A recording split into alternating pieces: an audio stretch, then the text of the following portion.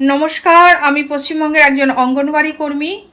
তো আমি ভেবেছিলাম যে অন্নপূর্ণা নিয়ে আর কোনো ভিডিও বানাবো না। আমরা পার্মানেন্ট কর্মী নই, তবুও সরকারের কাজ তো করি। সরকার যা ডিসিশন নিয়েছে সেই সিদ্ধান্তই চূড়ান্ত, সুতরাং অন্নপূর্ণা নিয়ে আর কোনো ভিডিও বানাবো না। কিন্তু কিছু বোনেদের এখনও আমাদেরকে দেখলেই মনে পড়ে যায়, আরে তোমরা তো অন্নপূর্ণা চেয়েছিলে, তোমরা অন্নপূর্ণা নিয়ে আন্দোলন করেছিলে, কেন তোমরা অন্নপূর্ণা চাইবে? তো সেই কারণেই আজকের ভিডিওটা বানাতে হলো। এক বোন এইরকমই কিছু কমেন্ট করেছে। তো প্রথমে আমি কোন ভিডিওটাতে কমেন্ট করেছে সেই ভিডিওটার স্ক্রিনশটটা দিলাম। তোমরা চাইলে কমেন্টের সত্যতা যাচাই করার জন্য সেই ভিডিওটাতে গিয়ে দেখে নিতে পারো। তবে বোনের মুখটা আমি এখানে রিভিল করছি না, কারণ সেটা সে নাই পছন্দ করতে পারে। আমি তবে কমেন্টগুলো তুলে ধরছি। তো আজই সকালবেলাতে 6 দিনের আগের একটা পোস্টে এক বোন হঠাৎ করে দেখলাম লিখেছে, তোমাদের না ব্যবহার দেখেই লোক খারাপ কমেন্ট করে, এমনি এমনি করে না। তো আমার হাতে তখন ফোন ছিল, আমি জাস্ট রিপ্লাইটাই দিলাম, কি খারাপ ব্যবহারটা থাকে? তারপরের কমেন্ট এলো, তোমরা অন্নপূর্ণার জন্য আন্দোলন করতে চলে গেছো। আমি রিপ্লাইয়ে লিখলাম, তা নিজেদের দাবি দাওয়া চেয়ে আন্দোলন করাটা কি অন্যায় কাজ? গণতন্ত্রের সেই অধিকার তো আছেই। আর যারা আন্দোলন করতে গেছে তারা তো কেউ 40,000 টাকার ওপরে মাইনে পায় না, তবে তো তারা সেই আন্দোলনের দাবি রাখে। তুমি যদি এই কাজের সাথে যুক্ত থাকতে, তাহলে তো তুমিও সেই আন্দোলন করতে। তারপরে আবার সেই বোনের তরফ থেকে কমেন্ট আসে, যারা তোমাদের থেকেও ওপরের পোস্টে কাজ করে তারাও 40,000 টাকা মাইনে পায় না, তোমাদের তো 5,000 টাকা বাড়িয়েছে, যেরকম কাজ করো সেরকম মাইনে তো দেয় তাহলে।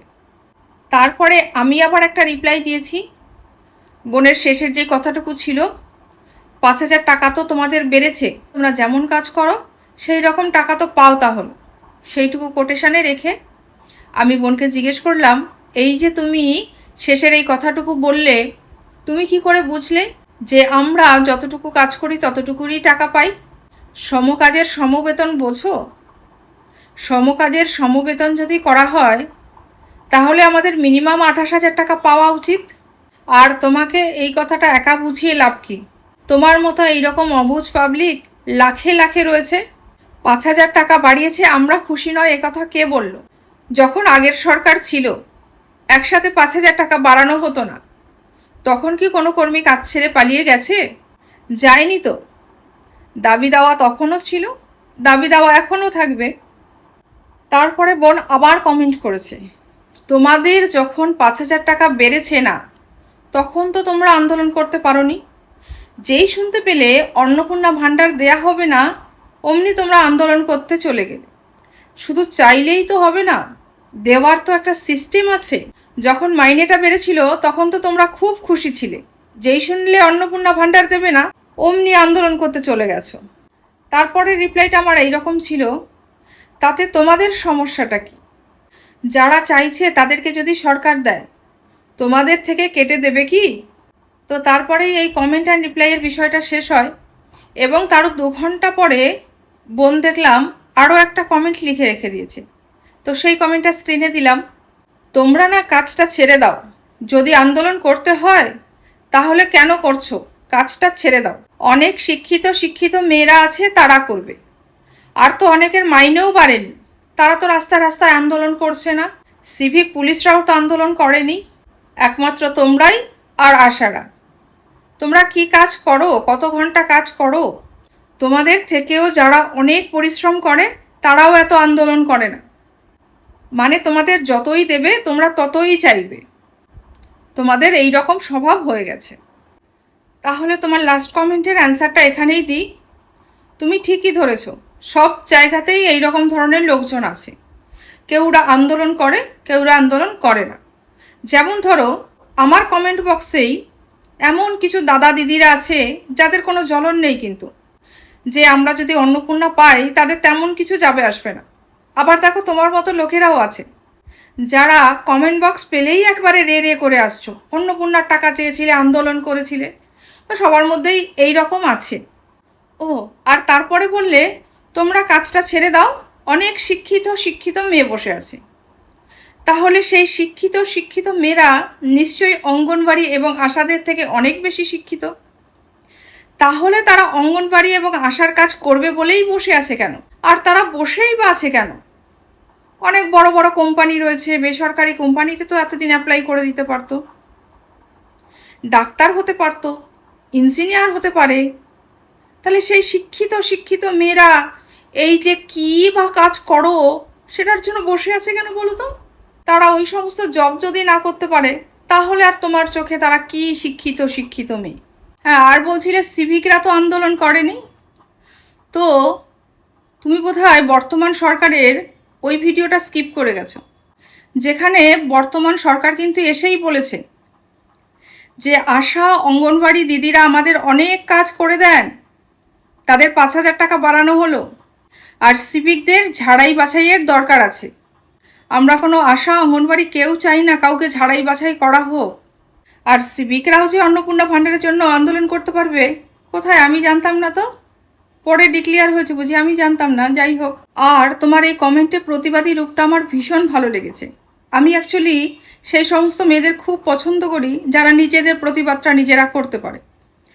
তো সেইটা ভেবে অনেকটা আশা নিয়ে তোমার চ্যানেলটা ভিজিট করতে গেলাম। ভেবেছিলাম দেশে এত সমস্যা চলছে, নিশ্চয়ই ওখানে কিছু প্রতিবাদী ভিডিও পাবো। এই যেমন ধরো নিটের প্রশ্নপত্র ফাঁস হয়েছে বলে অনেক স্টুডেন্ট আত্মহত্যা করেছে, একজন বিজ্ঞানী সেই প্রতিবাদে প্রায় না খেতে মরতে বসেছেন। এই ধরো 26,000 শিক্ষকদের চাকরি নেই, তাদের মধ্যে কিছু তো যোগ্যতা সম্পন্ন ছিল। তারপরে এই যে এত হকারদের কাজ নেই। আমি ভেবেছিলাম বেশ কিছু প্রতিবাদী ভিডিও তোমার চ্যানেলে গেলে দেখতে পাবো। ওখানে গিয়ে খুব হতাশ হলাম জানো।